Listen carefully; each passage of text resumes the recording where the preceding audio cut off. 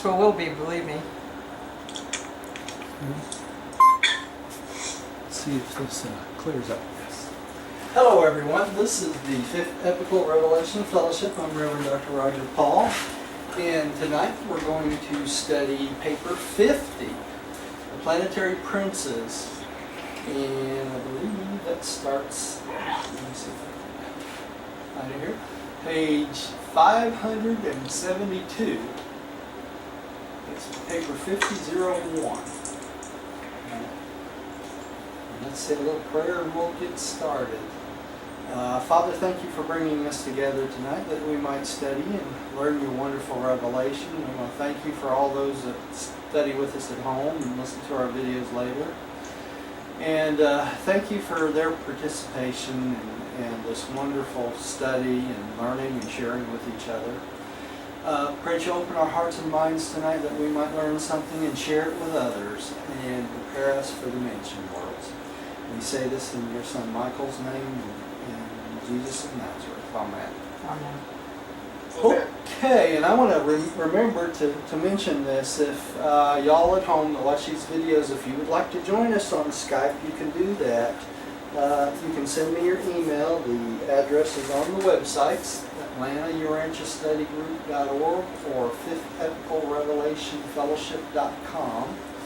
You can just send me an email through support or directly to me at the bottom of the page, and I'll add you to our Skype list if you send me your email and your Skype ID. So you can join us, right? Mm-hmm. Okay, so let's get started. Excited to get started tonight. Tim, would you take the very first paragraph? While belonging to the Order of the Lananadic Sons. Read the title first, Tim. Okay, paper 50 to Planetary Princes. While belonging to the Order of Lananadic Sons, the Planetary Princes are so specialized in service that they are commonly regarded as a distinct group. After their Melchizedek certification as second Lananadics, right. These local universe sons are assigned to the reserves of their order on the constellation headquarters. From here, they are assigned to various duties by the system sovereign and eventually commissioned as planetary princes, and sent forth to rule the evolving inhabitant worlds. Okay, so these Lananadic sons start out as secondary Lananadics, okay? And these are the ones that become planetary princes. The primary Lananadics is the ones that they choose the system sovereign from. And I'm going to go ahead one paragraph here so you can see a slide of this, okay?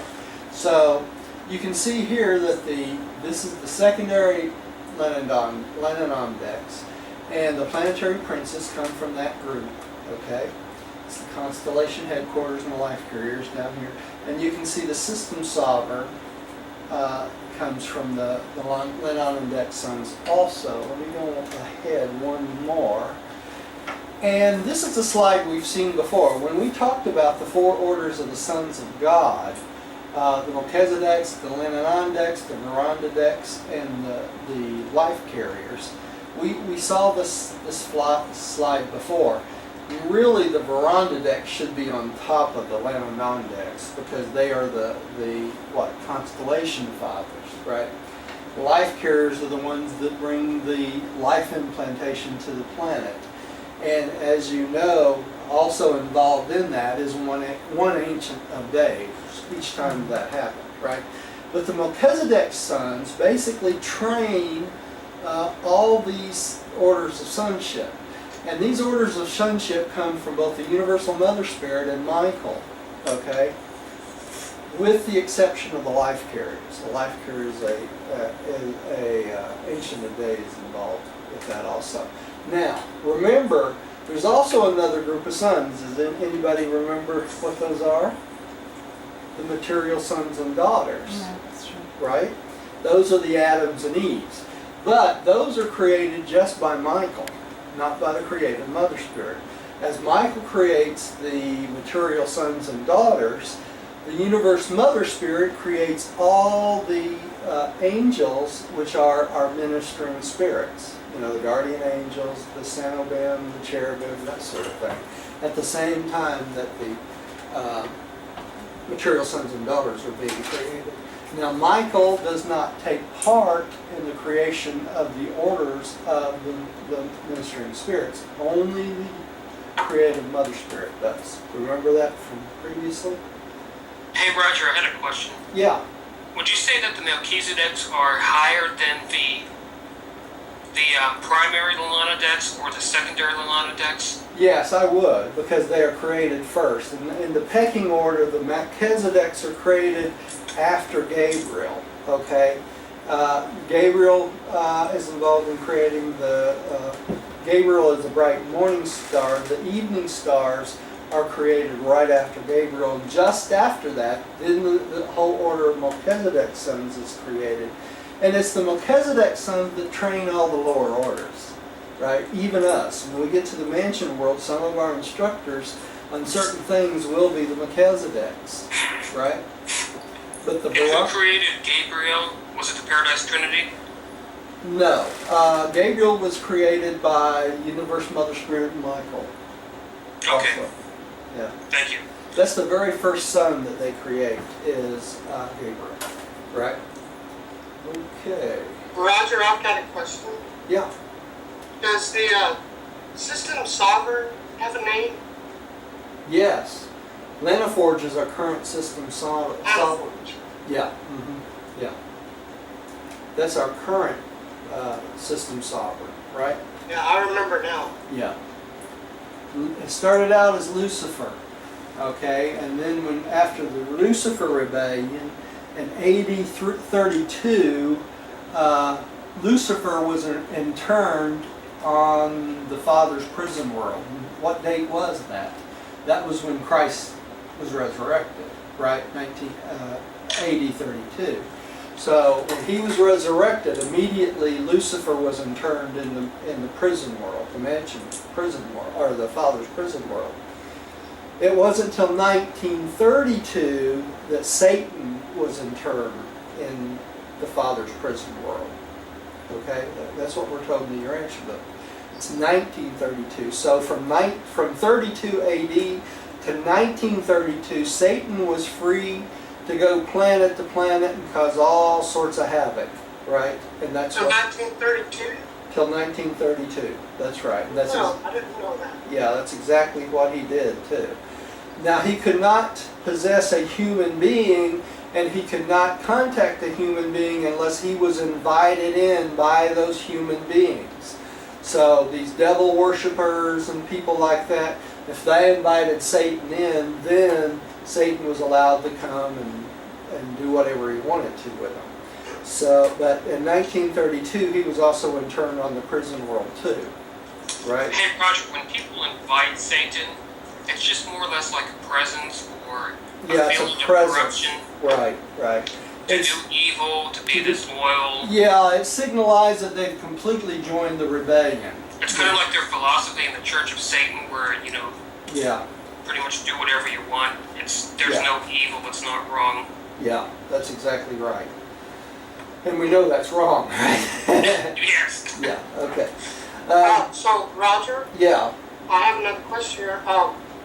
When Michael or Jesus spent the 40 days for the completion of the universe sovereignty, yeah. he did meet with Lucifer then, right? Yeah, I believe it was Lucifer or Satan, one of the two. I'd have to look it up to be sure right now. I don't want to tell you wrong. Caligastia, maybe. Yeah, Caligastia was definitely there, being the planetary prince. But I think it was Lucifer. It may have been Satan, though. I'm not sure. I have to look up that incident, to be honest. But it does not say in the book anywhere that I can find, I could be wrong, somebody could correct me on that, the date of the Caligastia intern, when he was interned in the mansion world, or if he has been interned on the mansion world as of yet. You know, probably he will not be interned until the order of the Ancients of Days, and he may not be interned until his adjudication comes up. So, But we do know that Lucifer and Satan have been removed from the universe. They're in the prison world. And shortly after that, we know that Calabasas will eventually get there, right? And we pretty much won't know anything else until we pass. That's right. When we pass, I'm sure we'll hear the announcement of what's happened and where and all that. It makes you wonder if he was actually called before the Ancients of Days, if there would be some kind of announcement on this planet. We know there'd be an announcement to the celestial beings, but we probably wouldn't be included in that. No. And I had a question. Would you go and visit or see something like that? Because you can visit, right, to see You such can disgusting... visit the prison worlds and visit all those that are interned. That's your choice to do that. And I guess they do that to see the result, let you see the result of rebellion, you know. But personally, I don't see, I don't want to be exposed to that. Yeah. Period. It's kind of like watching horror movies. I don't watch horror movies. I don't watch things that's evil. It disgusts me that they let people show commercials about it on TV and that sort of stuff. At the movie theater. At the movie theaters, and you're inundated with this evil, disgusting thing that should not be allowed to even be shown. Because young people and children are influenced by evil. Absolutely. And I just think it's wrong. Whenever you embrace any kind of evil, I consider it part of the rebellion. And I want nothing to do with it. But they do rebellion. allow it, Yeah. for those that feel bold and It's strong. free will. It is. You have. And when you say evil, sin, and iniquity, can you give us a specific meaning for each of those, what those mean? Yeah, the book gives a much better description of all three of those. But evil is embracing that which is not of God or not of the light, right? Sin is doing something against God or against your brother, right? Knowingly. If you don't know that it's wrong to do it against them, it really is not considered sin. It would be considered evil, right? And iniquity is the repeating of that sin over and over and over again. And sin is what? Sin, in essence, is rebellion against the Father.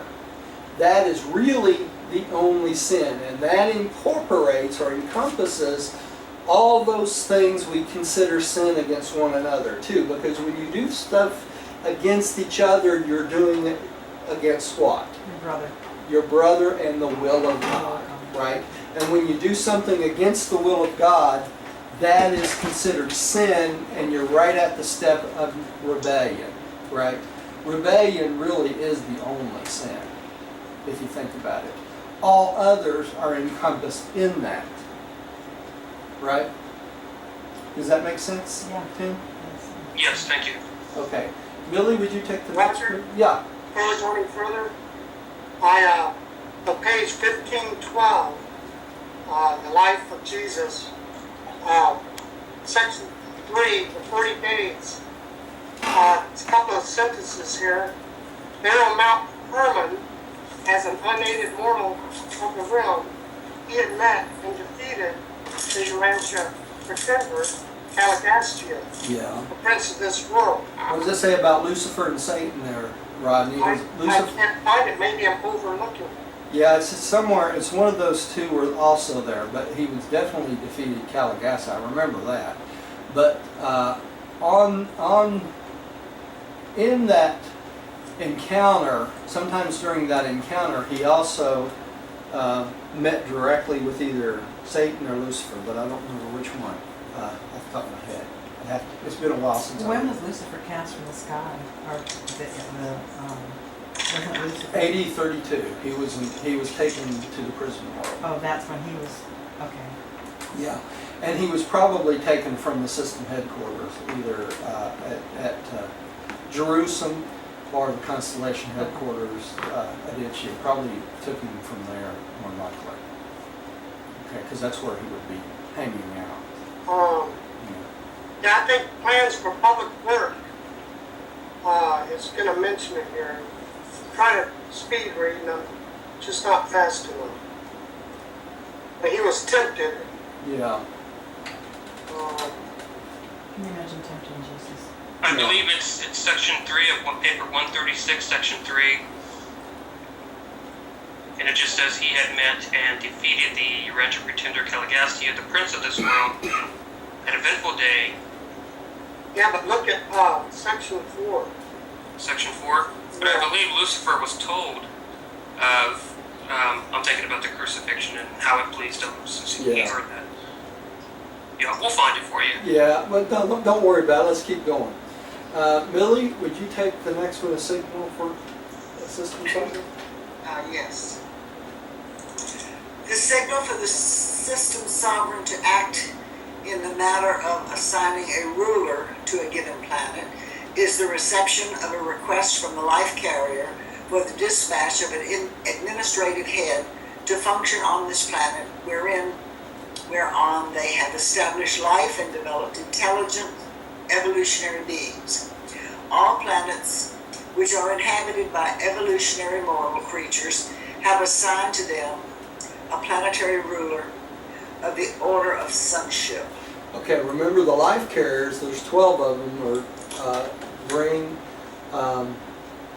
the life implantation. And once that life is implanted, they hang out for hundreds of thousands of years waiting for the first being to make that first moral decision, just like the child does, right? Once they have the first being make a moral decision or a decision to follow a higher force than themselves, which would be God, right? That signals that the planet is inhabited. And what happens? The first thought adjuster comes, right? And once the first thought adjuster comes, that planet is inhabited, okay? That signals for the life carriers to notify the administration of the universe that they're ready for a planetary prince, right?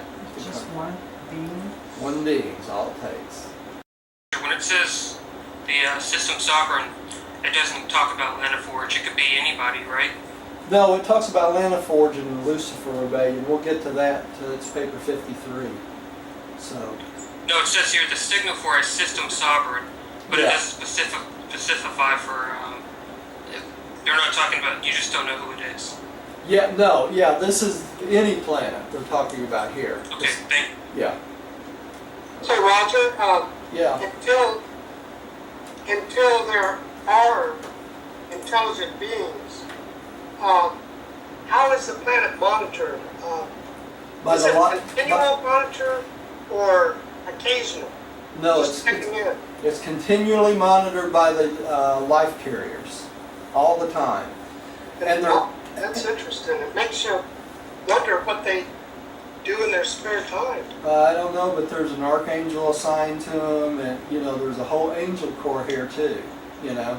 That waits with the to make sure that the life carriers do not step out of line. They got certain things they can and cannot do. Once they initiate life, they can't interfere with it. Exactly. They So can't create any of their own. they can't create any of their own. That's for sure.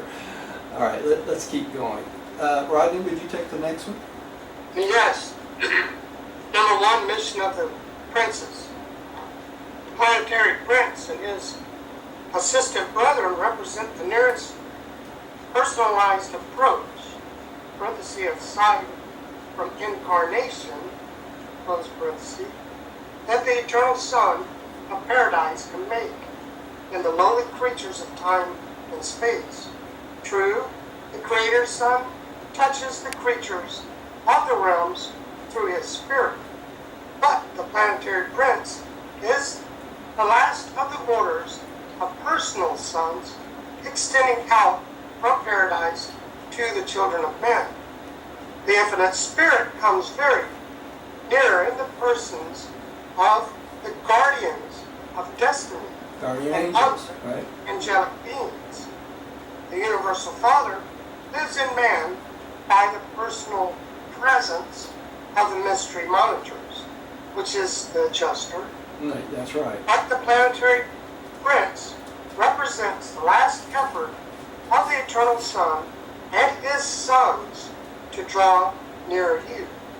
On a newly inhabited world, a planetary prince is the sole representative of complete divinity, springing from the Creator's Son, parenthesis, the offspring of the Universal Father and the Eternal Son, close parenthesis, and the Divine Minister, parenthesis, the Universe Daughter of the Infinite Spirit. So it just gave you a breakdown of the sonship and divinity breakdown from the Father all the way down. Did you see that? Yeah, that's cool. Which is weird for us because of Caligaston, but normally a planetary prince is the last representative of divinity on a world, right? That's why he is in charge of everything, right? He is the son of the son of the Son of God. That makes sense? I have a notation in my book that says 37 planetary princes within the system went defaulted. Yeah, So that's a lot of betrayal. That's a lot of betrayal. 37 planets went into rebellion. 37 Really? planetary. Yeah, so the 37 planetary princes created that rebellion, right? But it's very important to know for us that the planetary prince normally is the last installation of divinity on every planet, right? Direct divinity from a creator son, from the Son of God, from God the Father, right? But And speaking of being physical, being physical, that's right. He's got a physical body on this planet that we can't see because he's outside our sight range. But he is a physical being on the planet. He's installed on the planet and he stays here for the rest of his existence as far as we know, right? But it also, in this paragraph, this is a great paragraph because it breaks down all the influences we have, right? Starting with the approach from the Eternal Son, Paradise, the Creator Sons, the Infinite Spirit, the local universe Mother Spirit, the Guardian Angels, the Father with the Thought Adjuster, the Mystery Monitors, all the way down to the Planetary Prince. Now, the reason I mentioned this divinity so explicitly in this paragraph is because we live on a planet that defaulted and our planetary prince went into rebellion. We don't get to personally experience all the benefits of the planetary prince. We really don't know what the planetary prince was supposed to do, right? We know from what they said they did the first 300,000 years, but after that, things change. The whole process is an evolutionary process, and the planetary prince should have been the one who oversaw that and make sure that everything's going according to the plan. Well, when he went into default, the whole plan went to crap, right? Went crazy.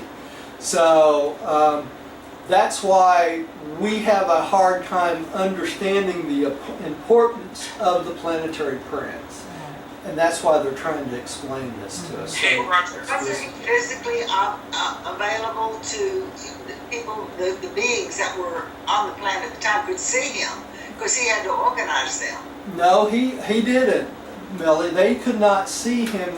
The beings that saw him was the prince's staff, which is 100 angels, right, and different types of beings like that, plus the Calagasta 100, or the 100 volunteers, which were what? Ascending mortals. But they came from Jerusalem, so they had extended visions. They could actually see him, right? How could Calagastian organize the creatures into clans and tribes? Well, it's the 100 that actually did the work. The Calagasta 100, or the 100 volunteers, do the physical work and organize the creatures. So the 100 would give out the messages what Caligastia expected and his presence. Yeah, that's exactly right. And see, the local inhabitants had to believed by faith that he really existed, because they couldn't really see him. They could see the 100. They could see the 100 volunteers from Jerusalem. And to them, the 100 volunteers probably seemed like gods. Yeah. You know, they were more intelligent. They probably had a better physical look. They had a better body, etc., etc., etc. So to them, the 100 would seem like gods. They wouldn't really need to see Caligasted, because they'd pretty much take the word from these people that were so much better than they were, right? That's what they talk about in this paper a little bit later, that the tribes actually competed to send representatives to the Dalmatia to be able to be trained. You know, it was a great honor to be trained. So, so really, them seeing him was not necessary. But it was necessary for the 100 to see him, plus all the staff, right? Because beings still don't see Caligasted. He's probably too high on the divinity scale for us to even see, even if he tried to make himself visible, right? He's not like a midwayer. A midwayer is close to us, so they can make themselves visible. Even the primary midwayers have a very hard time making themselves visible to us.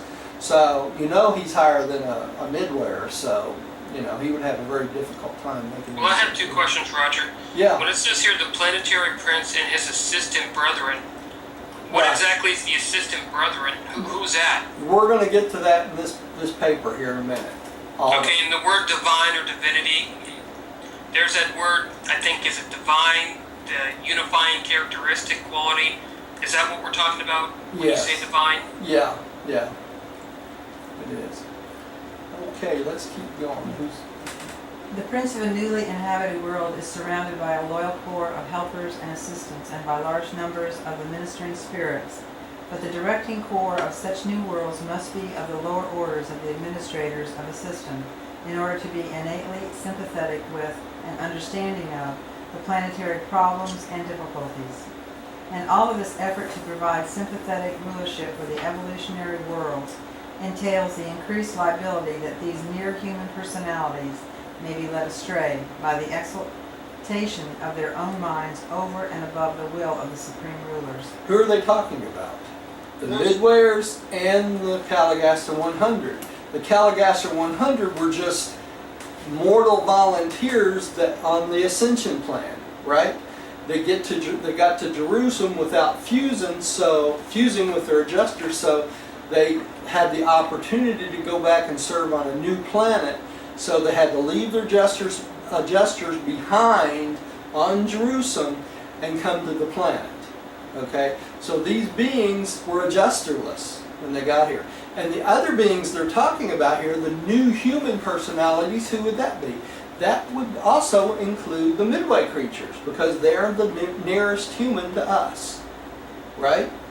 So that's what they're talking about, these lower orders that don't understand totally everything that's going on, right? All right.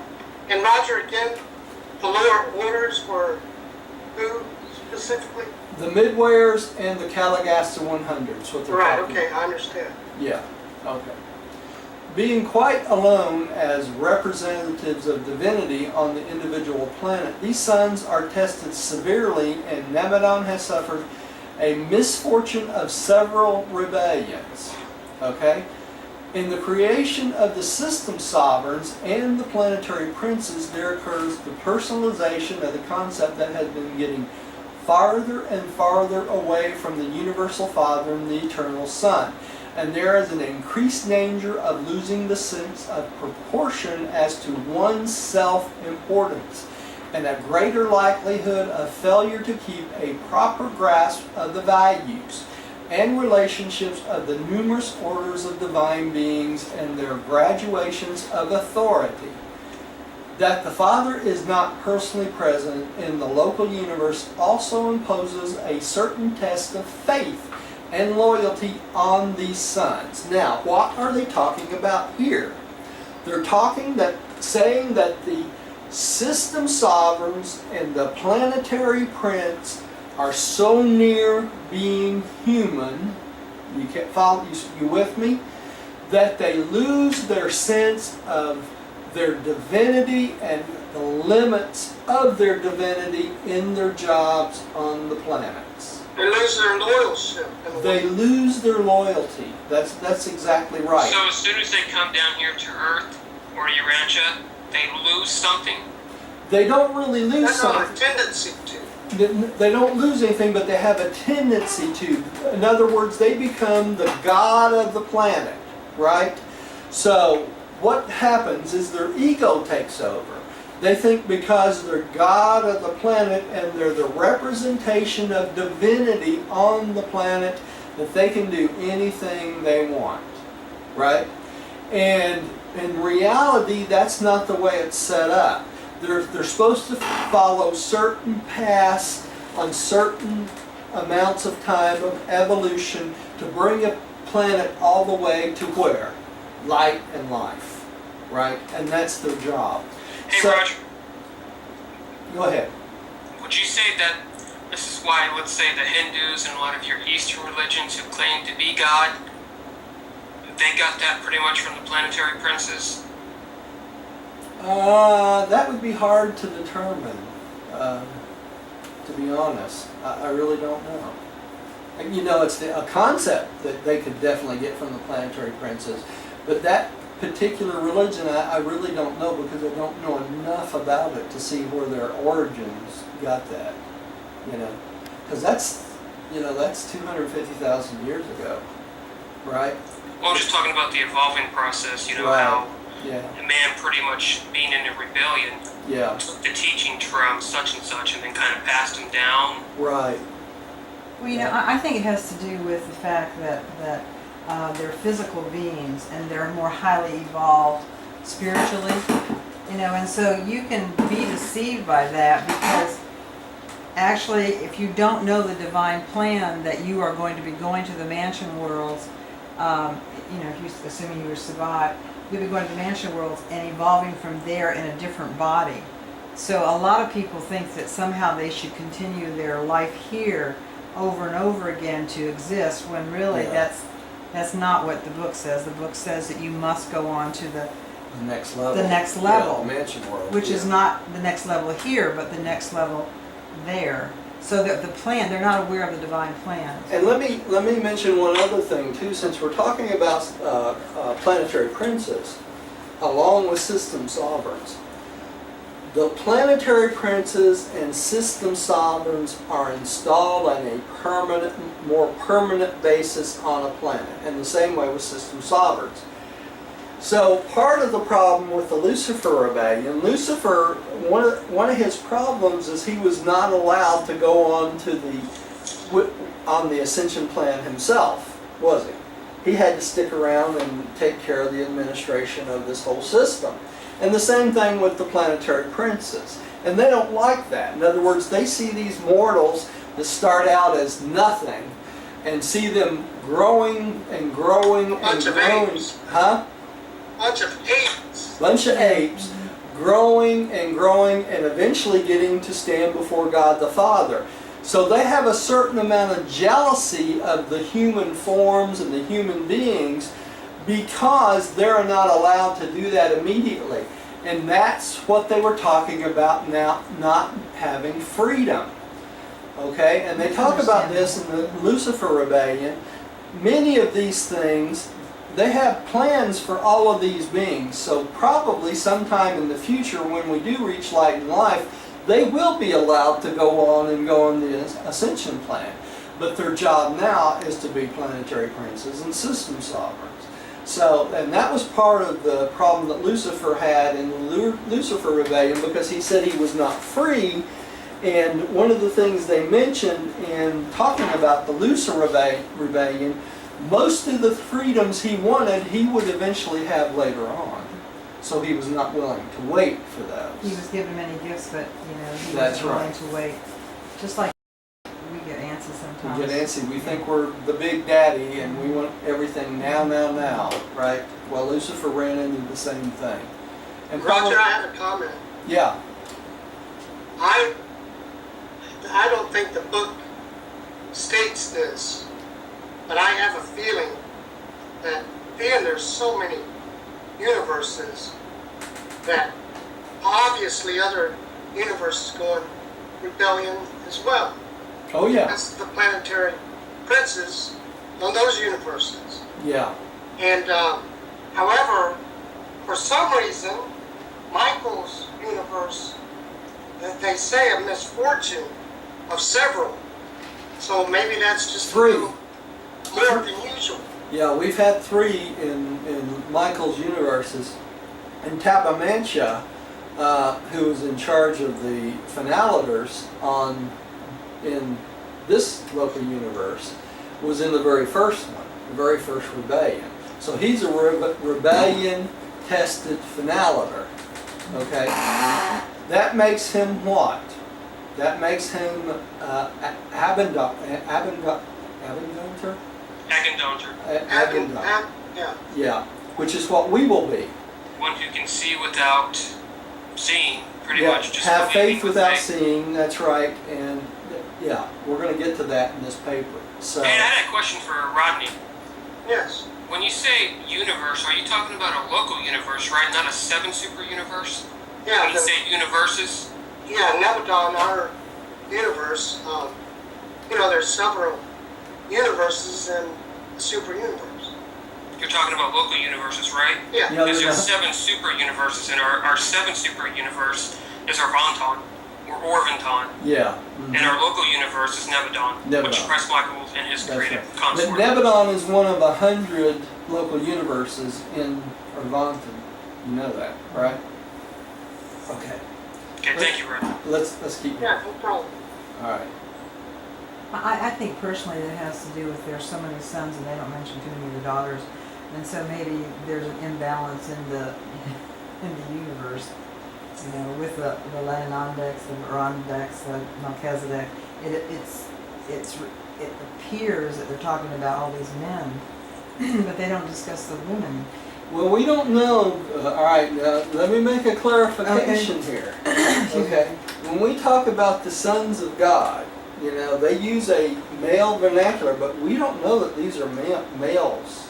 That's what I'm saying. We don't know, but Yeah. and so maybe So there's- some of the Verandadex, some of the Lenonondex, they could be female as far as we know. well, it seems like in It our doesn't say. They just call them the sons of God, and the sons of God includes all the daughters of God, right? So the Melchizedeks, we don't know. They don't have sex. There may not be a sexual orientation at all in them. well, the planetary princes is vernacular. They for- use the vernacular of the male because of the dominance of the male in this species, right? But that does not mean that any of these beings are male or female. Okay? So when you see a list of the Melchizedeks, the Verandadex, the Lenonondex, the life carriers, they could be either sex or no sex. We just don't know. They don't tell us that, right? They do tell us a couple places in the book when they mention anything like male, mankind, or anything. They do mention that includes all females as well, right? So, hey, Roger, I had a question for you. Yeah. How would you respond if somebody you met was claiming to be God based on his philosophy and his I have God's genetics, I have a spark of divine within me, so that makes me God? Well, in a sense, he's not totally wrong Correct. because he's got a spark of God. He's got a father fragment in him. Yeah. So he is part of God.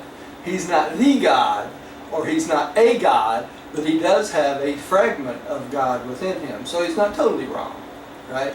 I always But respond if he- being godlike, not God. Yeah, being God like not God. That's right. Because if he really thinks he's a God, or divine, part of the divinity of God, other than the Father fragment, he's delusional, right?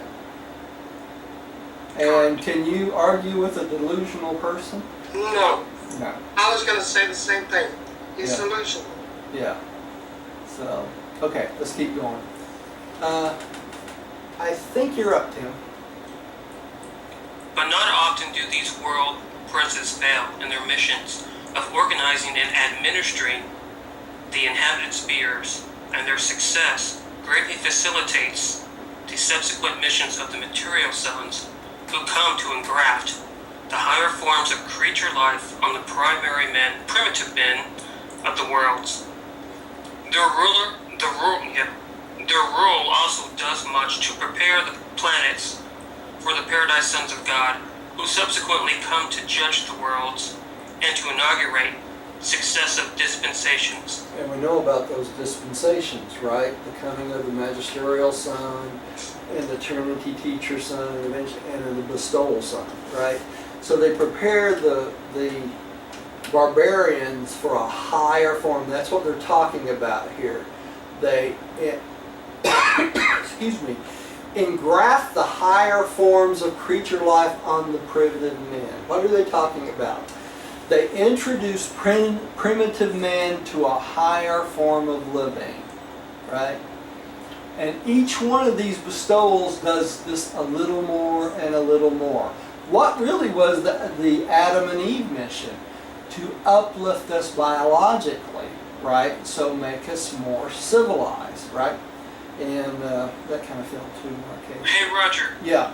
What does the word dispensations mean again? Isn't it different levels of... Well, every 1,000 years or so is a new dispensation comes in, right? And when that dispensation comes in, normally there's a call of all the sleeping dead, and they're taking off into the master world. The dispensations they're talking about here are the actual visits of the sons of God. And that would be what? The visit of Caligastia on his start of his reign. Adam and Eve, right? Melchizedek. Jesus as a creator son. Now the dispensations to come would be what? Our magisterial missions, however many they might be. We could get another bestowal son of some type, right? That lives on the planet. And eventually a Trinity teacher son to inaugurate us into the era of light and life. And those would be the dispensations that we know about. Okay? Okay, thank you, Roger. All right. Let's keep going. Lily, would you take the next one? Number 2, planetary administration. All planetary princes are under the universe administrative jurisdiction of Gabriel, the chief executive of Michael. While in immediate authority, they are subject to the executive mandates of the system sovereigns. Okay, now why would this be? Y'all tell me. The administrative jurisdiction of Gabriel, the chief executive of Michael. Why would that be? Because every being in our local universe is under the jurisdiction of Gabriel, right? That's why the Lucifer rebellion is listed with the Ancients of Days, Gabriel versus Lucifer, right? And it will be listed as Gabriel versus Satan, and Gabriel versus Caligastia, right? Because they are all subject to the executive mandates of the system sovereigns. Okay? When the system sovereign rebels, he has to answer to whom? Gabriel. Right? So we're all under administrative jurisdiction of Gabriel. Every being Roger. in this universe. What Yeah. does that word mean, administrative adjudication? Jurisdiction, you mean? Yes. In other words, we're under the Gabriel umbrella. Every being in the universe that Michael and the local universe creative Mother Spirit has made has to answer to Gabriel. Okay, thank you. All of them. Okay. Rodney. Okay? The planetary princes may, at any time, seek the counsel of the Melchizedeks, their former instructors and sponsors, but they are not arbitrarily required to ask for such assistance. And if such aid is not voluntarily requested, the Melchizedeks do not interfere with the planetary administration. These world rulers may also avail themselves of the advice of the 4 and 20 counselors, assembled from the bestowal worlds of the system. In Stania, these counselors are at present all natives of Urantia, and there is an analogous council of 70 at the constellation headquarters, also selected from the evolutionary beings of the realms. So if these system sovereigns have questions, they can always ask for help from the 24 counselors, right? Or they can ask for help from the what? The 70 at the constellation level, right? Or the Melchizedeks. But none of these beings will offer help unless asked for. Why would that be? Because they do not want to interfere with the natural evolution of a planet. And the natural evolution of the planet is the planetary prince figuring out as he goes, right? That's part of his So experience. he is like a little god. Yeah, he is. He's they state in the book the planetary prince is considered the god of the planet. He's the last form of divinity on the planet, right? Hey Roger, does it give any identity to who the 4 and 20 counselors are? Oh yeah, they're listed in one of the papers. They sure are, all 24. There's actually 8 of them which are seats of rotation. They don't give us the names of them because they are rotated as needed, or as they fill them. They're not permanent seats. But 16 of them, they actually list out who they are, and they're all from our planet, every single one of them. So, And they're referred to 4 and 20 counselors? yep. Included in that list is John the Baptist and other spiritual leaders in different ages. Like Enoch and Moses? And... Moses. What about Peter? Is Peter included in that one? No. Okay, thank you. Interesting thing is Paul the Apostle's not listed in it either. No. I should mention that John, the book of Revelation in the Bible mentions him as well, but he calls them elders. Yeah, 4 and 20 elders. Yeah, because some of them are considered elders. Why? Because like Anaga, I think his name is, was one of the early red men, when the planet first started. So some of them been around for a few 100,000 years, over 400,000 years. So, okay. All right. The rule of the evolutionary planets in their early and unsettled careers is largely autocratic. The planetary princes organize their specialized groups of assistants from among their core planetary aides. They usually surround themselves with a supreme council of 12, but this is variously chosen and diversely constituted on the different worlds. A planetary prince may also have as assistants one or more of the third order of his own group of sonship, and sometimes, on certain worlds, one of his own order, a secondary Lanandek associate. So they're talking about secondary Lanandeks and tertiary Lanandeks. He can also have these types of beings as assistants on the planet with him if he requests them. Okay? The entire staff of a world ruler consists of personalities of the infinite spirit and certain types of higher evolved beings and ascending mortals from other worlds. Such a staff averages about 1,000. Y'all catch that? So to addition to the 100, there's about 1,000 other types of beings, or 990, other types of beings on the planet with him too. Okay? Such a staff averages about 1,000, and as the planet progresses, this core of helpers may be increased to up to 100,000 or more. At any time need is felt for more helpers, the planetary princes have only to make request of their brothers, the system sovereigns, and the petition is granted forthwith. how does this affect us today?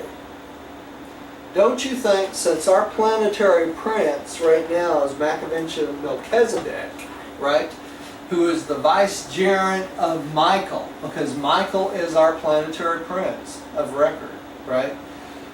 But there's also a group of 12 Melchizedeks assigned to the planet with the Maccabean Melchizedek, right? An interesting thing, he has never taken a position of the planetary prince since he's been assigned that. So basically, the governor general of our planet is in charge right now. Okay? And in the governor's general charge is beings just like this is, right? So right now on this planet we may have hundreds of thousands of beings that are assigned to this planet to help administer it, which makes perfect sense because of all the chaos in our world, right? The different political situations going on, and we can't seem to stop warring with each other. So you know there's hundreds of thousands of these beings that's on watch 24 hours a day to make sure that this planet goes the way they want it to, right? And we just don't see it, okay? Because we're not privy to that information. So when you go to bed tonight and you get ready to close your eyes, Don't watch Ancient Aliens. yeah, think of it this way. This planet has hundreds of thousands of support ministering spirits and beings watching over us to make sure this planet survives and keeps going. Okay? So can we feel secure in that? Yes. I think we can. Yeah, I do too. Okay. Who's up, me? Planets are vary greatly in nature and organization and administration, but all provide for tribunals of justice.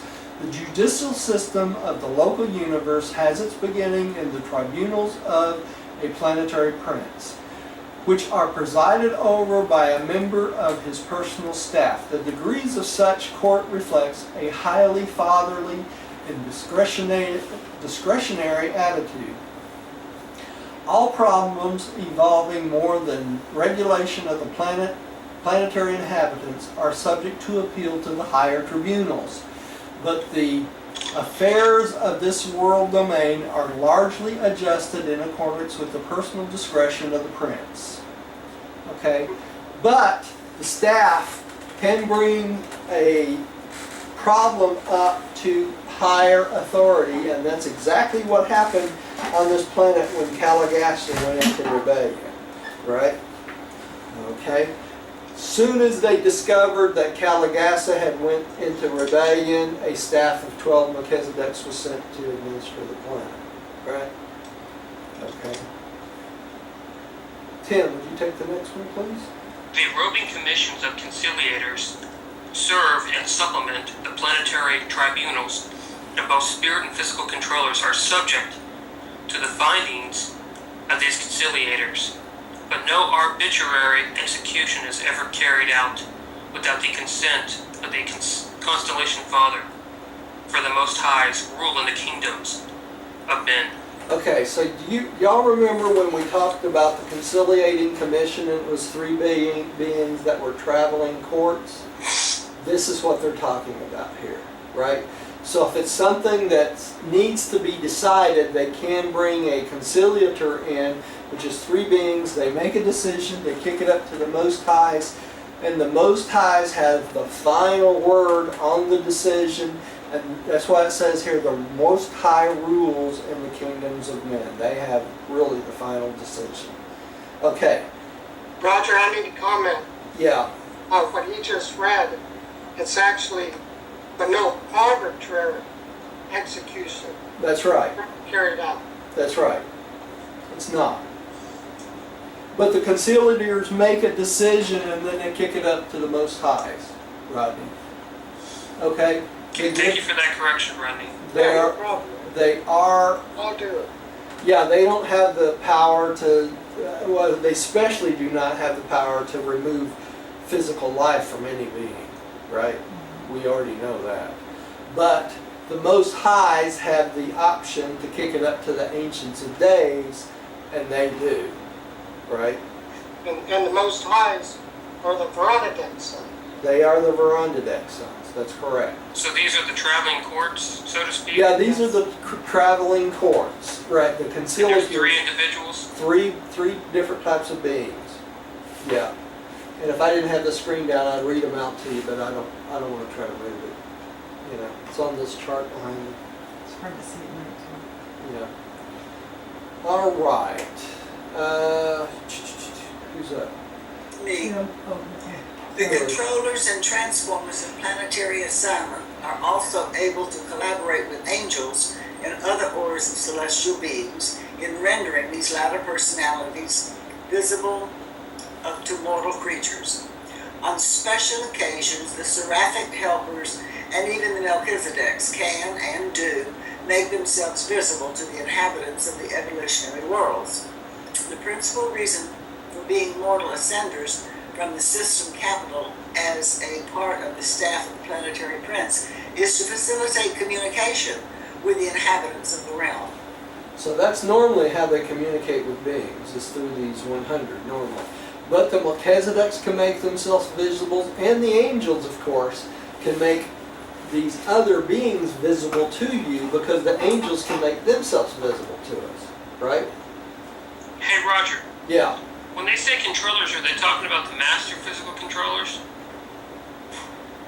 No. No, not here. Then they say transformers. I'm trying to figure out who controllers and transformers are. Yeah, they're talking about, here I think, those beings that control who's assigned to what planet for what. Okay? So both of them are like that? Yeah. Okay. Some kind of administrators. The administrators, yeah. All right, Rodney, would you take the next one, please? Okay, this is the prince's corporal staff. On going to a young world, a planetary prince usually takes with him a group of volunteer ascending beings from the local system headquarters. These ascenders accompany the prince as advisors and helpers in the work of early race improvement. This core of material helpers constitutes the connecting link between the prince and the world races. The Urantia prince, Caligastia, had a core of 100 such helpers. And we call them the Caligastia 100, right? Okay, interesting part of that, these are ascenders. So they take a break from their ascension plan to come to the planet to do this. Now keep in mind, they may stay at this job for 500,000 years.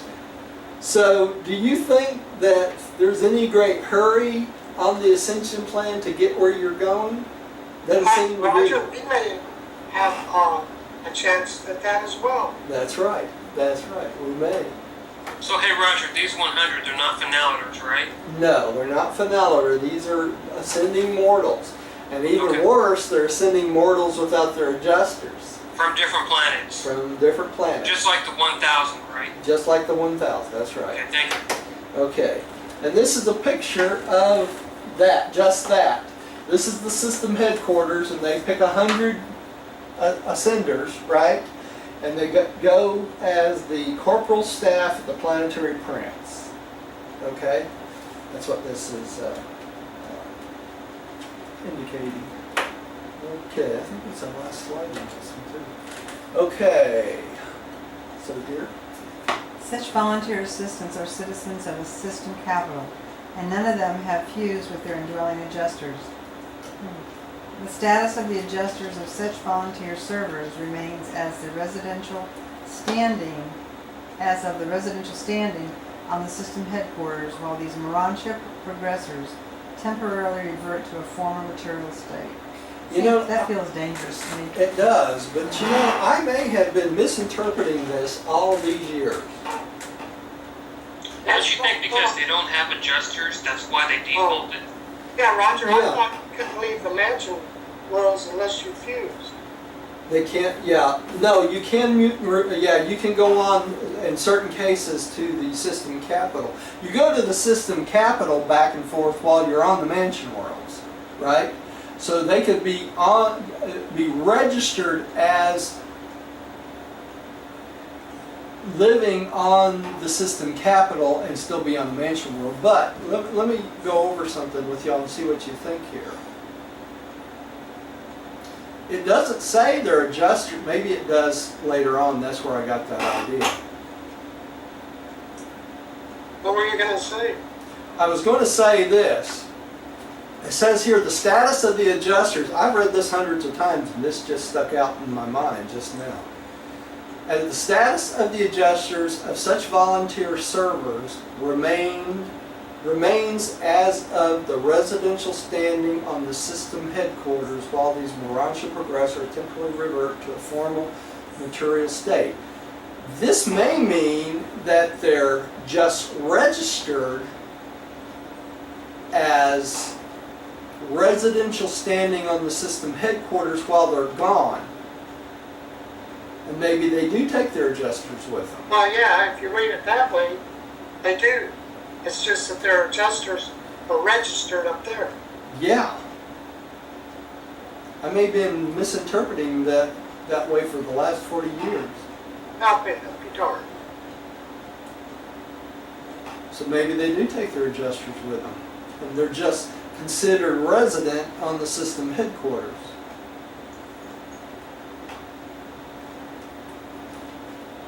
See, that's the thing about studying this book. Every time you read it, something opens up to you, you know. I agree. I think that's the case here. I think you're right, Rodney. I just saw that. Makes sense. Makes sense, doesn't it? Well, let's keep going. Maybe there's something that reinforces that later on. Okay. Who's up? Oh, me? The life carriers, the architects of form, provide such volunteers with the new physical bodies, which they occupy for the periods of their planetary sojourn. These personalities' forms, while exempt from the ordinary diseases of the realms, are like the early Morantia bodies, subject to certain accidents of mechanical nature. So that if they give them... I just had a question about that. If they did have a gross accident, makes you wonder how they're repaired or healed. Well, if they're given an early Morantia type body, but it's more physical, that may be how they repair them too, Rodney. The life carriers may have the ability to put them in some kind of chamber and revive them, Hey, Roger, Yeah. do the life carriers take anything from man, primitive man, and get to those? Yeah, they take the plasma or the DNA from the... So blood? Yeah, it's probably not blood, it's probably just the DNA strands and incorporating in a new body, more than likely.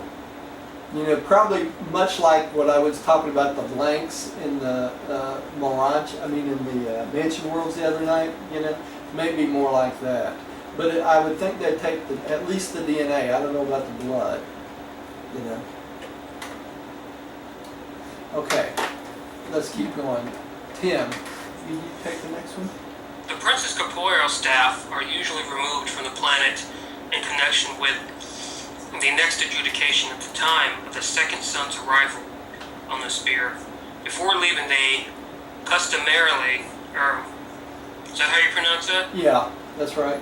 Assign their various duties to their mutual offspring and to certain superior native volunteers. On those worlds where these helpers of the prince have been permitted to mate with the superior groups of the native races, such offspring usually succeed them. Okay, so who would this be next adjudication? That would be Adam and Eve, correct? Alright, so the The next... material and Yeah, material son and daughter, right? Yeah. So normally, by the time the material son and daughter arrive, they're released from service. So they will have been there 500,000 years. That's where I get that figure. Now, the other thing about this is, according to this, they're allowed to mate, right? And they are allowed later on to mate with the superior groups of the native races, so that they have offspring. So it's kind of interesting. You have a group of mortals that's gone through several dimension worlds and considered resident on Jerusalem, yet they come back and are given sex bodies again, and they're allowed to reproduce. Isn't that interesting? So you're talking about the Prince's corporeal staff, the 1,000. The 100. The 100, not the 1,000. Not the 1,000. Yeah, just the 100 mortals, right? From other planets. Yeah, from other planets. But of course they would all have light bodies because they would all have to look like the humans on this planet, right? And human beings primitive man couldn't see those people until they got a body, right? Right. Okay, Right. thank you. Okay. Tim, would you take the next one? I think you're up. Yeah, I just read. Oh, Millie, would you take the next one then? Yes, I've got it. These assistants to the planetary prince seldom mate with the world races, but they do always mate among themselves. Two classes of beings result from these unions. The primary type of midway creatures and certain high types of material beings who remain attached to the prince's staff after their parents have been removed from the planet at the time of the arrival of Adam and Eve. These children do not mate with the mortal races except in certain emergencies, and then only by direction of the planetary prince. In such an event, their children, the grandchildren of the corporeal staff, are in status of the superior races of the day and generation. All the offspring of these semi-material assistants of the planetary prince are adjuster indwelt. Okay, so all of the primary and midway creatures, according to this paragraph, are adjuster indwelt, right? Which means when they are released from service from the planet after hundreds of thousands of years, what? They can go on with the ascension plan, can't they? Because they have an adjuster they can fuse with, right? I think it's interesting that it says they do not mate except in emergencies and then only by direction of the planetary prince. Yeah, It's going to tell you what to do. yep, that's the way it works. Well, Roger, they've got bodies first, right? Because I'd hate to be mating with the invisible man. Well, Well, no, the primary and secondary midwayers have a different type of body, but it's not visible, okay? But the prince's staff, the 100, do have bodies and they can mate with physical beings, okay? But what's interesting about this is this. When the Prince's 100, the Calagasta 100, mate with each other, they produce the primary and secondary midwayers, right? Well, the primary anyway, the secondary came later. But the primary midwayers, and they were invisible, right, to humans, but not to their parents. Okay? Which is kind of interesting. Does that mean that they were babies? Good question. Do they actually start off as babies, or They don't you really. really don't know? You know? We really don't know. They don't tell Okay. us that. And are they born? Yeah, they must be born because it's from the mating of their It makes you wonder parents. how, you know? Yeah. I mean, I know how we can answer that. But just watch Starman. You remember that scene? Yeah. It comes out. Yeah. but when the children of Adam and Eve, when Adam and Eve mate and have children, and their children have children, are these 9-month babies? Yes. It takes that long? Yes, it does. All right. And we're going to we're going to get into the secondary midwayers at another time, but I don't want to spoil that, so we'll talk about those later, because that's a different story. Okay, who's up? Rodney, I think. Rodney, I think you're up. Oh, okay.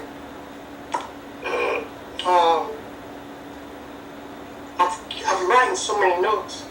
Okay, is it starting out these as systems? No, at the end of Okay, the next one. Yeah, Okay. at the At the end. end of the Prince's dispensation, when the time comes for this reversion staff to be returned to the system headquarters for the resumption of the Paradise career, these ascenders present themselves to the life carriers for the purpose of yielding up their material bodies. They enter the transition slumber and awaken, delivered from their mortal investment and clothed with Naracha forms, ready for seraphic transportation back to the system capital, where their detached adjusters await them. Now, Okay, there it is. That's where I got the adjusters. Okay. they are a whole dispensation behind their Jerusalem class, but they have gained a unique and extraordinary experience, a rare chapter in the career of an ascending mortal. Okay, so the adjusters are detached from them and stay on the system capital. Well, it makes you wonder why. That's where I got that all these years, you know. And I read that this week, and I guess it just didn't dawn on me. Yeah, it makes you wonder why. I guess you can only take your adjuster to the physical plane at one time, you know, that particular adjuster. So it's kind of interesting, isn't it? It's also interesting that they have children that end up with adjusters and they don't have adjusters while they're on the planet. That's Yet investors only come to a material world, that's right. and they can leave only once. That's right. And Ronnie, the other interesting thing about this is this. While they're on this planet without adjusters, they do not have the influence of the will of God. So you Well, can, I know, but you can see don't why you they think would they have easily go moral into choice? rebellion. You hear me? Yeah, You can see why they easily go into rebellion because there's no God's influence within them any longer. but don't they have a moral choice between They right have- and wrong? They have mortal choice between right and wrong. And the point is, if they've gone through most of the mansion worlds and gone on this mission, they ought to know the importance of doing the will of God, right? So, being that the adjusters detached, though, are they tempted more? You know, I don't know. It's a good question. You know, National Geographic has the October issue. It says Almost Human. A new ancestor shakes up our family tree. Ain't that amazing? Yeah. Yeah, that was cool. Yep. If only they had the revelation. Yeah, really. Okay, let's go on. Okay, the planetary headquarters and schools. The Princess Corporal staff early organized the planetary schools of training and culture, wherein the cream of the evolutionary races are instructed and then sent forth to teach these better ways to their people. These schools of the Prince are located at the material headquarters of the planet. Okay, so they start the school where they live, and that was Dalmatia, right? We have some information of where that is a little bit later. We're going to get into that.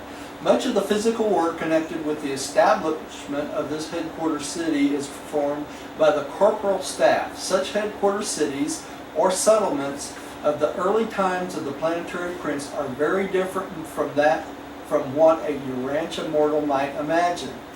They are, in comparison with later ages, simple, being characterized by mineral embellishment and by relatively advanced material construction.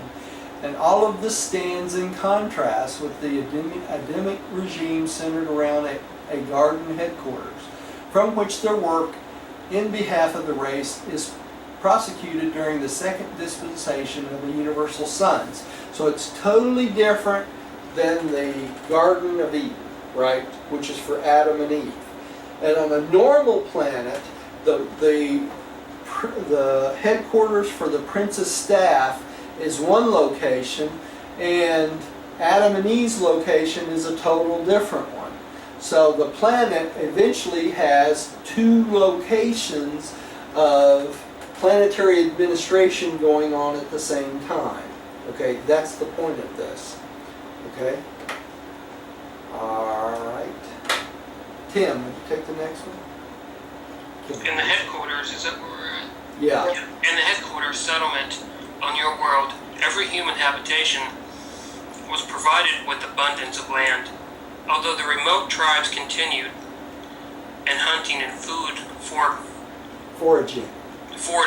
the students and teachers in the prince's schools were all agriculturists. Agriculturist and horticulturist. The time was about equally divided between the following pursuits. 1. Physical labor, cultivation of the soil, associated with home building and embellishment. 2. Social activities, play performances and social groupings. 3. Educational application, individual instruction in connection with farming, a family group, teaching supplemented by specialized class training. 4. Vocational training, schools of marriage and homemaking, the schools of art and craft training, and the classes for the training of teachers, cellular, cultural, Secular. and religious. What was the word? Secular. Secular. Oh, secular. Number 5, spiritual culture, the teacher brotherhood, the enlightenment of childhood and youth groups, and the training of adapted native children as missionaries to their people. So they set up a whole society inside the walls of the prince's location, right? Alright. Let's keep going. Millie. Yes. A planetary prince is not visible to mortal beings. It is a test of faith to believe the representations of the semi-material beings of his staff. But these schools of culture and training are well adapted to the needs of each planet, and there soon develops a keen and laudatory rivalry among the races of men in their efforts to gain entrance to the various institutions of learning. Okay, so they begin to see the value of what's going on behind the walls of the prince's location. So, Roger, they're divided up like this, but their teachers are who? Their teachers are, The corporal staff? the Caligastan 100 are the And teachers. so they've got molecular bodies? Yeah, no, they have physical bodies. Okay, Yeah. so they can actually see their teacher. They can actually see them. And then the teachers tell them about their superiors. That's right. And that's what they're talking about. It's a test of faith for the local people or the barbarians, because they cannot see the prince, right? Or the angels and that sort of thing. So Whereas the staff can. that staff can. That's right. Did you take the next one, Rodney? Yeah, Roger, can the corporal staff see Caligastia and the... Oh yeah, they can see Caligastan and all the support beings too. Yeah. Interesting. That, it'd be kind of distracting if you think about it, if you were one of the Caligastan 100, because you not only can see all the mortals walking around, but you can see all the angels, the prince himself, all the support beings that's on the planet, because you have earned that right coming from what? The system capital, right? So you would still have that extended vision. So don't you think it'd be a little distracting? You're trying to teach barbarians how to do woodwork and pottery and crafts and things like that, and you got these beings, walk around. Yeah. I don't know. It's pretty amazing. Okay. Okay, from such a world, center of culture and achievement, there gradually radiates to all peoples an uplifting and civilizing influence, which certainly transforms the evolutionary races. Meantime, the educated and spiritualized children, whatever that was. Meantime, the educated and spiritualized children of the surrounding peoples who have been adopted and trained in the prince's schools are returning to their native groups and, to the best of their ability, are there establishing new and potent centers of learning and culture which they carry on according to the plan of the prince's schools. So it just spreads out, right? Civilization takes hold. That's the plan, anyway. Okay, dear? You said whatever that was. Did you hear a hissing sound? Yes. Okay, that's my ice maker loading with water. It was interesting. On Urantia, these plans for planetary progress and culture advancement were well underway, proceeding most satisfactorily when the whole enterprise was brought to a rather sudden and most glorious end by Caligastia's adherence to the Lucifer rebellion. Okay, so because of Caligasta aligning himself with Lucifer, everything went haywire, right? It was one of the most profoundly shocking episodes of this rebellion for me to learn that the callous perfidy of one of my own order of sonship, Caligastia, who in deliberation and with malice aforethought systematically perverted the instruction and poisoned the teaching provided in all the Urantia planetary schools in operation at the time. The record of these schools was speedy and complete. So he disrupted them on purpose. Right? Tim, would you take the next one? Many of the offspring of the ascenders of the prince's materialized staff remained loyal, deserting the ranks of Caligastia. These loyalists were encouraged by the Melchizedek's receivers of Urantia, and in later times, their descendants did much to uphold the planetary concepts of truth and righteousness. The work of these loyal evangels helped to prevent the total obliteration of spiritual truth on Urantia. These courageous souls and their descendants kept alive some knowledge of the Father's rule and preserved for the world races the concept of the successive planetary dispensations of the various orders of divine sons. So, y'all think about this. These early people were taught basic concepts of the organization of the universe. This was so long ago, we can understand why we lost all this training we have in the Urantia book. It was taught to earlier people about the organization of the universe. It just disappeared because there was no one there to teach them, right? So you can see the importance of us learning and teaching this book, okay? I agree. Millie, would you take the next one, please? Yes. 5. Progressive civilization. The loyal princes of the inhabited worlds are permanently attached to the planets of their original assignment.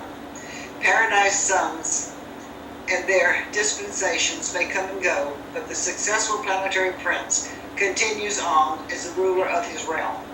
His work is quite independent of the missions of the higher sons, being designed to foster the development of planetary civilization.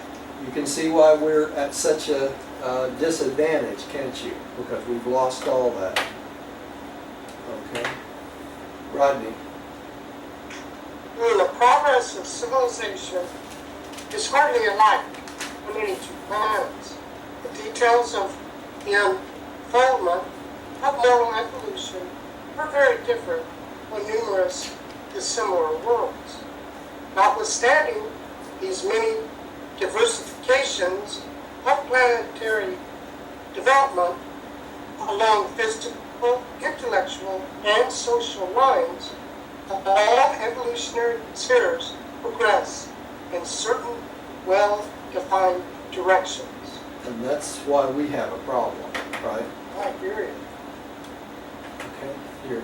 Under the benign rule of a planetary prince, augmented by the material suns and punctuated by the periodic missions of the paradise suns, the mortal races on an average world of time and space will successfully pass through the following 7 developmental epochs. 1. The nutrition epoch. The pre-human creatures and the dawn races of primitive man are chiefly concerned with food problems. These evolving beings spend their waking hours either in seeking food or in fighting, offensively or defensively. The food quest is paramount in the minds of these early ancestors of subsequent civilization. Tim, would you take the next one? 2. The security age. Just as soon as primitive hunter can spare any time from the search for food, he turns his leisure to augmenting his security. More and more attention is devoted to the technique of war. Homes are fortified and the clans are solidified by mutual fear and by the inoculation of hate in foreign groups. Self-preservation is a pursuit which always follows self-maintenance. You know, it's we as groups still try to inoculate each other with hate for other groups. No, that's inculcation. Huh?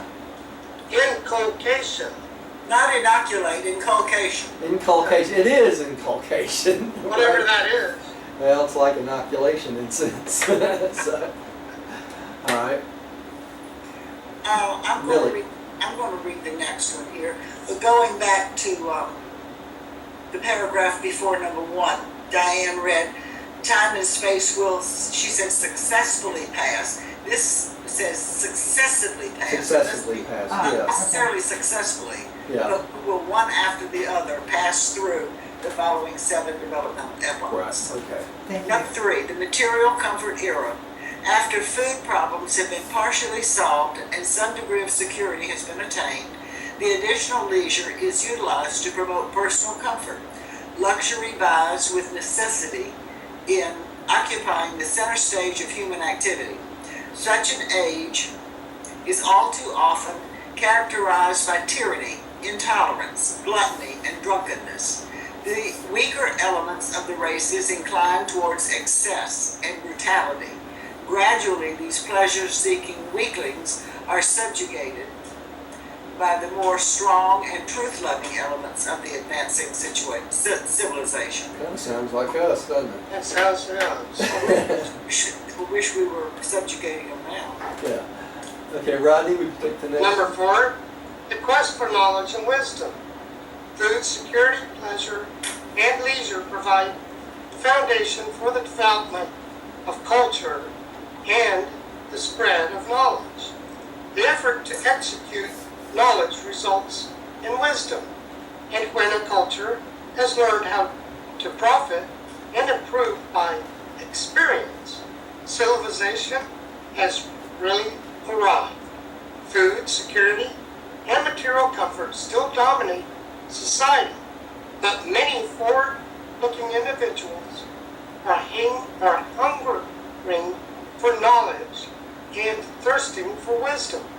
Every child is provided an opportunity to learn by doing. Education is the watchword of these ages. Boy, well, I don't think we're quite there yet. Not quite, are we? Okay, here. 5. The epoch of philosophy and brotherhood.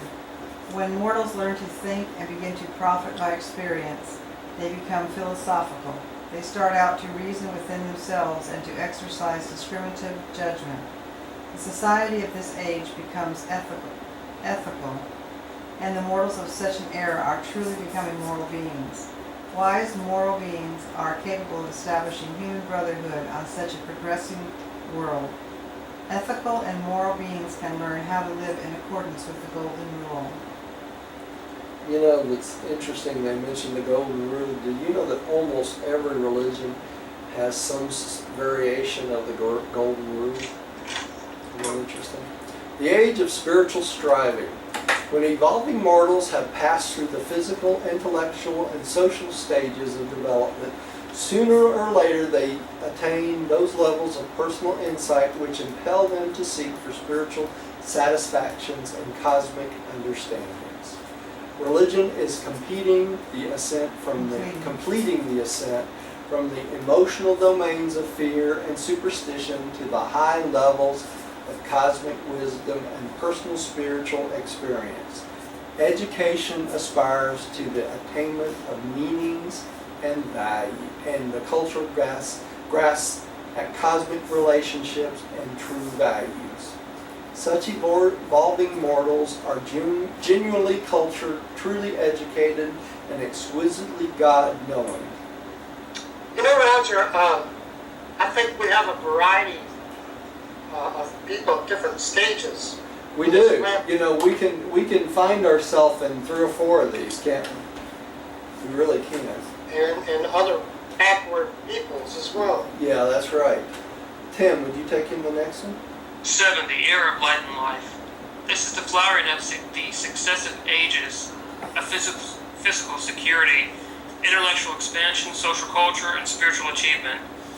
These human accomplishments are now blended, associated, and coordinated in cosmic unity and unselfish service within the limitations of finite nature and material endowments. There are no bounds set upon the possibilities of evolutionary attainment by the advancing generations who successively live upon these supernal and settled worlds of time and space. And that's our goal, right? The age of Hey light. Roger, I just had a question Yeah. about number 5, the Brotherhood. Yeah. Is that like saying the Brotherhood of Man and the Fatherhood of God? If you Yeah. could describe those two? Yeah. Uh-huh. What Yeah. exactly is the Brotherhood of Man and the Fatherhood of God? The brotherhood of man is to love everyone as yourself, okay? And the fatherhood of God is accepting God as your father. That was the mission of Christ, right?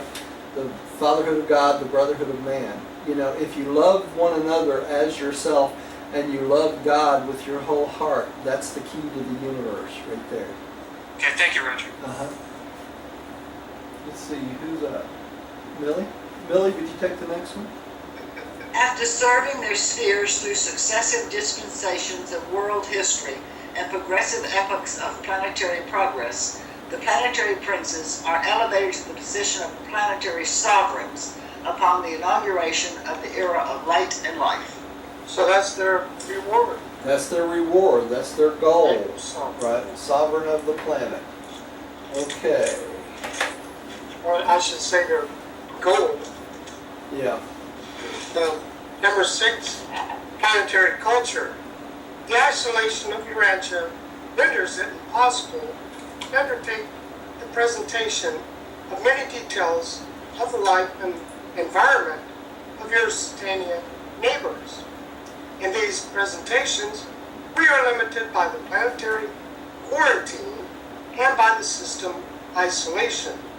We must be guided by these restrictions in all our efforts to enlighten Urantia mortals.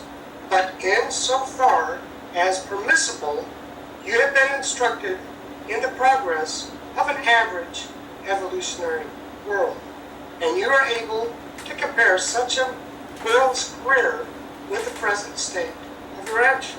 Yeah, I mean, we don't look good, do we? Yeah, exactly. Sweetie. The development of civilization on Urantia does not differ so greatly from that of other worlds which have sustained the misfortune of spiritual isolation. But when compared with the loyal worlds of the universe, your planet seems most confused and greatly retarded in all phases of intellectual progress and spiritual attainment. They don't pull punches on that one, does it? We're retarded in our spiritual development, right? Because of your planetary misfortunes, Urantians are prevented from understanding very much about the culture of normal worlds. But you should not envision the evolutionary worlds, even the most ideal, as spheres wherein life is a flowery bed of ease. Initial life of the mortal races is always attended by struggle. Effort and decisions are an essential part of the acquirement of survival values. So you learn through the struggle, right? And when they say planetary misfortunes, they're referring to The rebellion? The rebellion, yeah, and the fault of our Adam and Eve also. Right? Okay, thank you. All right. Tim, would you take the next one? Culture presupposes quality of mind. Culture cannot be enhanced unless mind is elevated. Superior intellect will seek a noble culture and find some way to attain such a goal. Inferior minds will spurn the highest culture even when presented to them ready-made. Much depends also upon the successive missions of the divine sons and upon the extent to which enlightenment is received by the ages of their respective dispensations.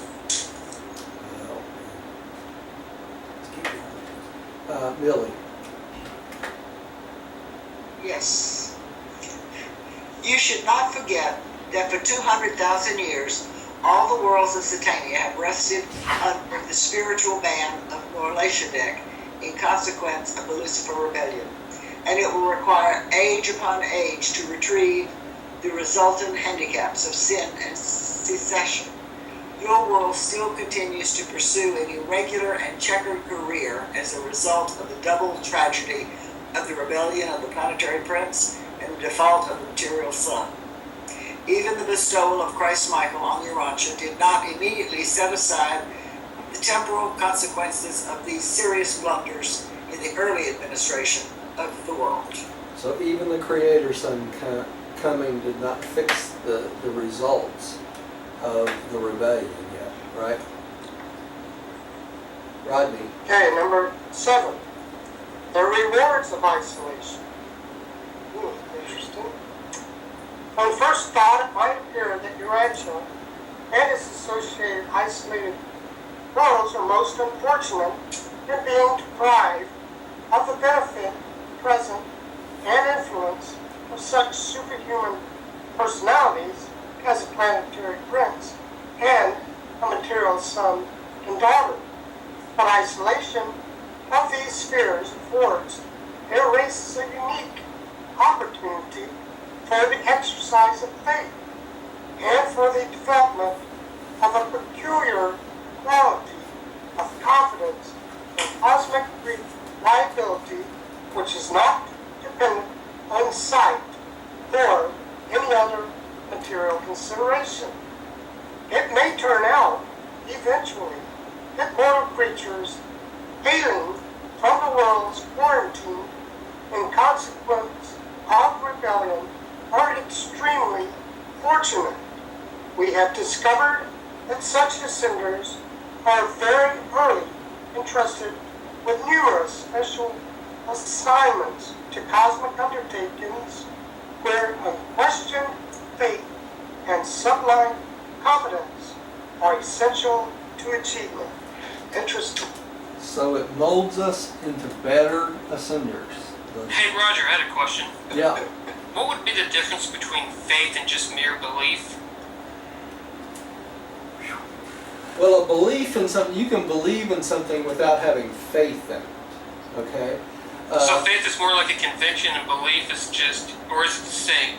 Yeah, belief is more of just an acceptance, where faith is a wholehearted investment of yourself in a concept or something that you think is right. Right? Without any proof, pretty Without much. any proof. That's Okay, right. thank you. That's right. On Jerusalem, the ascenders from these isolated worlds occupy a residential sector by themselves and are known as the Agonauts, meaning evolutionary will creatures who can believe without seeing, persevere when isolated, and triumph over insuperable difficulties even when alone. This functional grouping of the Agonauts persists throughout the ascension of the local universe and the traversal of the super-universe. It disappears during the sojourn in Havana, but promptly reappears upon the attainment of paradise, and definitely persists in the core of the mortal finalators. Tabamantia is an Agondaunter of finaliter status, having survived from one of the quarantine spheres involved in the first rebellion ever to take place in the universes of time and space. So that would have been in the first super universe. That's interesting. That's, Yeah. Hey, no, Roger. no, that was in our local universe. What you say, that's like really true faith right there? That's true What you faith. just read? I mean, that's Yeah. really good. That's right. Mm-hmm. All through the Paradise career, reward follows effort as a result of causes. Such rewards set off the individual from the average, provide a differential of creature experience, and contribute to the versatility of ultimate performances in the collective body of the finaliters. And that's presented by a secondary, the non-index son of the reserve core, the same type of being that became a planetary prince, right? Question. Yes. This Tabin Mansion, Tabamanch? Yeah. having survived from one of the quarantine spheres in the first rebellion ever to take place in the universe, was ours the first rebellion ever to take place? Well, I assume they're talking about, let me go back here. I assume they're talking about our local universe. I could be wrong. Because there were other rebellions right in Nebadon, correct? Oh yeah, there's been many rebellions. Hang on here. But yeah, like Millie, I'm thinking, well, was ours the first, or, you know? No, but there was No, I three. think, this would have been in the first super universe, which is not ours.